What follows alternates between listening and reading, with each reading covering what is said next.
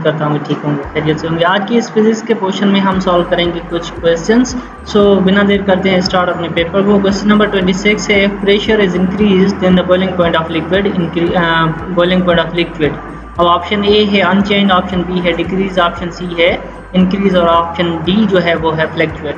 तो आपको ये बात जहन में रख लेनी है कि जब भी आप प्रेशर और लिक्विड की बात की जाए, जैसे जैसे प्रेशर बढ़ेगा तो वैसे वैसे हमारा जो है उसका बॉइलिंग पॉइंट भी बढ़ेगा। जैसे हम हाई अल्टीट्यूड पे जाते हैं, पहाड़ों पे जाते हैं, तो प्रेशर कम होता है तो वहाँ पे बॉइलिंग पॉइंट कम हो जाता है, यानी हमारी सब्जियाँ या जो भी चीज़ हम जो है बनाना चाहते हैं वो जल्दी बन जाती है, ठीक है, या बॉयल हो जाती है। तो यहाँ पे ऑप्शन जो है हमारे यहाँ ये वाला हो जाएगा सी। Is it clear? उसके बाद आ जाते हैं हम question number 27, if distance between two masses is double then the force of attraction becomes. अब जो डिस्टेंस होता है ये बात कर रहा है हमारे Newton's law of gravitational force की। अब फोर्स क्या होती है, वो 1/r² के इक्वल होती है, 1/r²। 4 हो जाएगा, ऐसे इसको ऐसे ही लिख दें। अगर तो 2 का स्क्वायर आप निकाल लें तो वो कितना आएगा, वो हमारा आ जाएगा 4, तो ये बन जाएगा 1/4, तो 1/4 हो जाएगा, ठीक है जनाब। तो ऑप्शन नंबर कौन सा हमारा सही है, 1/4, option number A. Is it clear? उसके बाद question number 28, a missile is fired at 19.6 meter per second at an angle of 30 with horizontal. The missile reaches maximum height. अब यहाँ पे पूछा क्या है इसने कि भाई एक मिसल है जिसको इनिशियल वेलोसिटी ये vi कह देते हैं हम इसको, ये vi है या v0 है, इसके साथ हम फायर कर रहे हैं, ये थीटा एंगल है, ठीक है जनाब। ये यहाँ पे मैं ड्रॉ भी कर देता हूँ इसको इस तरीके से, ये कोई एंगल बना रहा है 30, तो ये 30 एंगल है और यहाँ से इसकी vi ये आपको दी गई है। तो ये पूछ रहा है ये इसकी मैक्सिमम हाइट क्या होगी, ये वाली, ये हमें बतानी है। अब हाइट का फार्मूला क्या है वो हम देख लेते हैं। तो जब आप हाइट का फार्मूला लगाएंगे 19.6 मल्टीप्लाई बाय 19.6, क्योंकि v0² है तो v0² को 19.6 के साथ मल्टीप्लाई करेंगे और उसको डिवाइड कर देंगे। अब किसके साथ, ये कितना आ जाएगा 19.6, 384.16। तो क्योंकि साइन 30 की जो वैल्यू आती है वो आती है हमारी 0.5 या 1/2। साइन स्क्वायर थीटा होता है तो हम क्या कर लेंगे 1/2 आपस में मल्टीप्लाई करेंगे, तो इसको डिवाइड अगर हम कर दें तो ये आ जाएगा 4, ठीक है जनाब। तो कितना आ जाएगा 96.04। अगर इस सारे को, क्योंकि अब क्या होता है यहाँ पे मैं फार्मूला लिखने की कोशिश करता हूँ कि हाइट का जो फार्मूला होता है वो होता है हमारे यहाँ, जैसे इसको डिवाइड करूँगा कितने के साथ, अगर 6.04 डिवाइडेड बाय 20, तो अब यहाँ से आप इसको आंसर देख सकते हैं कितना आ रहा है 4.08।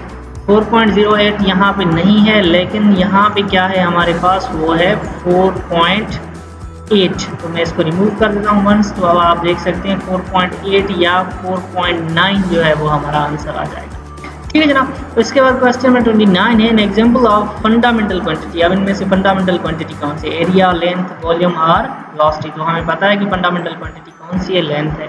ओके, क्वेश्चन नंबर 30 है, which one of the following properties of light does not change with the nature of medium. अब यहाँ से जैसे सपोज ये कोई ग्लास है, ठीक है, अब इस ग्लास में से ऐसे लाइट आ रही है, यहाँ से क्रॉस हो रही है। अब वो कह रहा है कि जब ये एक मीडियम से दूसरे मीडियम में जाएगी लाइट, तो कौन सी क्वांटिटी चेंज नहीं होती। तो जाहिर सी बात है वो कौन सी क्वांटिटी होती है जो चेंज नहीं होती, वो होती है हमारी फ्रीक्वेंसी। लाइट की फ्रीक्वेंसी सेम रहती है, बाकी वेवलेंथ, स्पीड सारा कुछ चेंज हो जाता है। ओके, सो क्वेश्चन नंबर 31 है, resistance offered by conductor is directly proportional to. अब ये रेजिस्टेंस किसके बराबर आती है, वो हमें पता है कि R इज इक्वल टू, अब ये R is directly proportional A होता है, और इन्वर्सली प्रोपोर्शनल किस चीज़ के होता है, ये 1/A के एरिया के इन्वर्सली प्रोपोर्शनल होता है।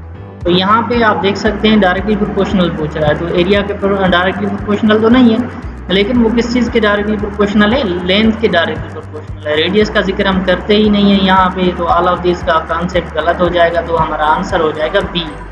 ओके, उसके बाद है हमारे पास question number 32, A body is said to be in state of complete equilibrium if। अब complete equilibrium में कब आता है ऑब्जेक्ट, जब उसकी लीनियर एक्सेलरेशन, यानी ये जो A है ये भी जीरो हो और ये एंगुलर एक्सेलरेशन, ये दोनों क्या होनी चाहिए, जीरो होनी चाहिए। इसका मतलब है ना उसके पास कोई लीनियर मोशन होना चाहिए, ना उसके पास कोई ऐसे सर्कुलर मोशन होना चाहिए। तो हम क्या देखते हैं यहाँ पे एंगुलर मोमेंटम में जीरो नहीं जनाब, ये तो सही नहीं। क्वेश्चन नंबर बी है, ऑप्शन नंबर बी है लीनियर एंड एंगुलर एक्सेलरेशन है 0। जी बिल्कुल ये भी है। चलें दूसरा भी ऑप्शन पढ़ लेते हैं। एंगुलर एक्सेलरेशन है 0, यहाँ पे एक कंडीशन सेटिस्फाई हो रही है। लीनियर एक्सेलरेशन है 0, यहाँ पे एक कंडीशन सेटिस्फाई हो रही है। तो हमारा करेक्ट आंसर क्या है? बी है। ठीक है जनाब। उसके बाद आते हैं question number 33। The velocity the escape velocity depends upon, जो एस्केप वेलोसिटी है वो कौन सी चीज़ों पे डिपेंड करती है? मास of body and radius of planet. दूसरा है मास of body and radius of planet. अब देखें यहाँ पे एक जो है मास ऑफ बॉडी की जिक्र है, यहाँ पे मास ऑफ प्लैनेट का जिक्र है। तो आपने देखना यह है कि वो कौन सी चीज़ का जिक्र कर रहा है। ओके जनाब। उसके बाद है question number option number C, angular acceleration mass of body acceleration due to gravity of planet and radius of planet, kinetic energy of the planet and mass of body। तो यहाँ पे मैंने यहाँ पे एक फार्मूला भी लिखा है, VE is equal to radical 2G capital M capital upon R capital. तो M कैपिटल का मतलब है रेडियस मास ऑफ प्लेनेट और रेडियस ऑफ प्लेनेट। तो ऑप्शन नंबर जो है हमारा बी करेक्ट। क्वेश्चन नंबर 34 है unit of power in SI units. अब पावर का यूनिट क्या है वो तो सब लोगों को पता है, अर्ग तो नहीं है, डाइन भी नहीं है। अर्ग जो है एनर्जी का यूनिट है, डाइन जो है फोर्स का यूनिट है, वाट जो है वो हमारा किस चीज़ का यूनिट है? पावर का यूनिट है, वाट पर सेकंड। उसके बाद क्वेश्चन नंबर 35 है a light bulb has resistance of 100 ohm current in it when it is connected with 400 source. अब उसका करंट कितना होगा जब उसको हम कनेक्ट करेंगे 400 वोल्टेज सोर्स से?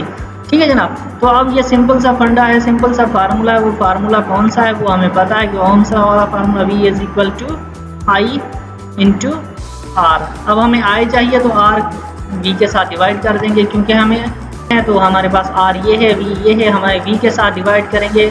अगर मैं यहाँ पे ऐसे लिखूँ इसको, इस चीज़ को मैं इस तरीके से लिख दूँ तो ये क्या आ जाएगी? बराबर V अपॉन R।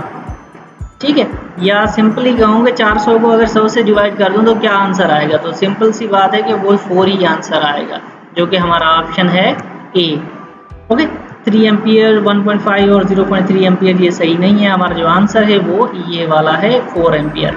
अब क्वेश्चन नंबर 36 है if the magnifying power of a magnifying glass is 6 then the focal length is.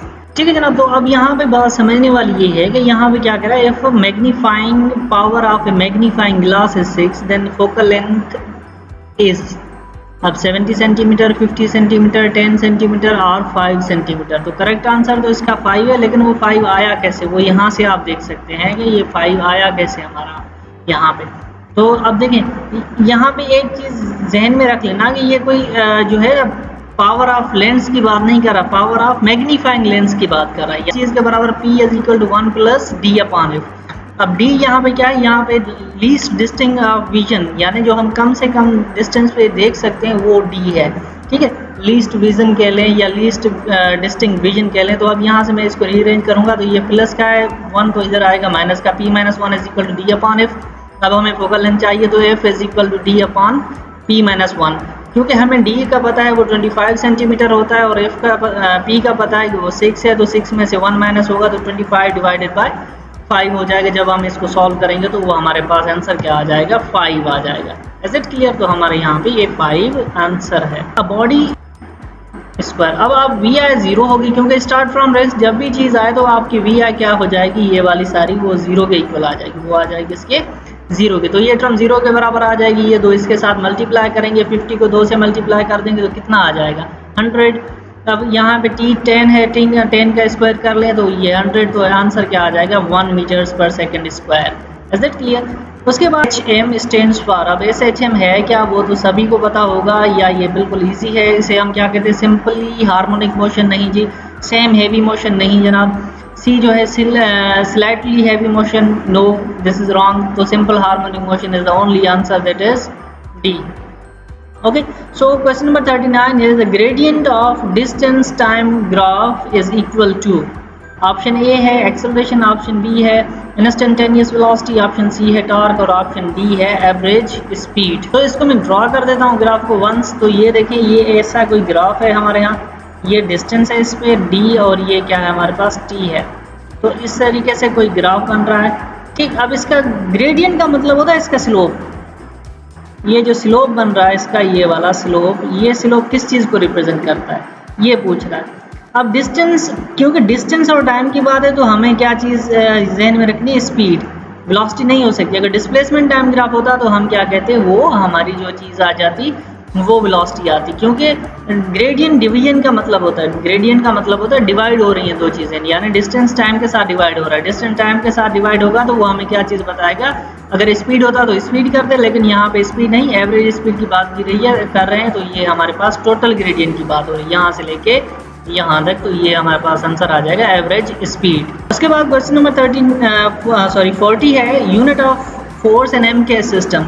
ए है न्यूटन इन, बी है जो है हमारे पास केजी, सी है एल बी यानी पाउंड, और डी है ऑल ऑफ दिस या ऑल। तो हमें पता है कि आंसर क्या आना चाहिए, न्यूटन आना चाहिए, तो option A is the correct answer, that is N.